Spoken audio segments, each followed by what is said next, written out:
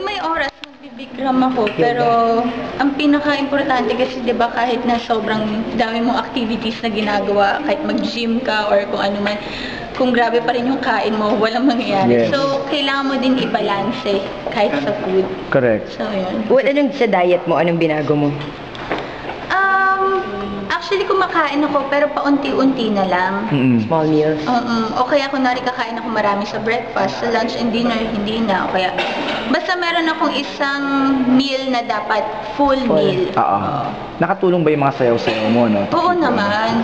Every Sunday. Oo, lalo na nung nagkaroon ulit, nung bumalik ang MASH.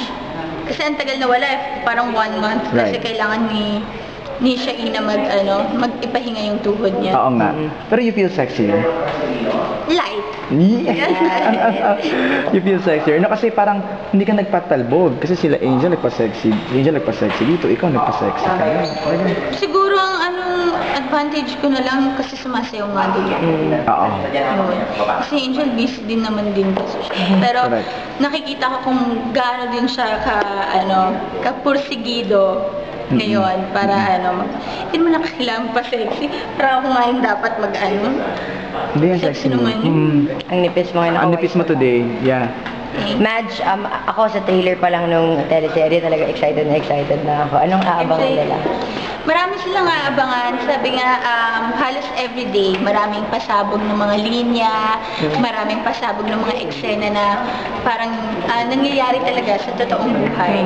Tsaka, ayun, bawat eksena ginagawa namin nila Angel, ng Jericho and JCA, parang nakaka-excite na ipalabas. Kasi parang, yung pangalan yung sa trailer, may mga gumagaya na may Ito, nakita mo yung mga memes? Oo, yung mga memes. Na-affect ka sa Mga ganyan? memes sa social media. Hindi, parang nakakatuwa na parang grabe talaga mga Pilipino. Yung ang galing Naisip pa nilang nila. mag-isip. Oo. Oo. Ang dami, di ba? Ang dami mga versions. So, yun. Sa mga negative comments naman, si Maha ganyan yung role niya, bagay sa kanya, gano'n. Naiinis ka ba sa mga Hindi negative? mo iiwasan yun eh. Pero,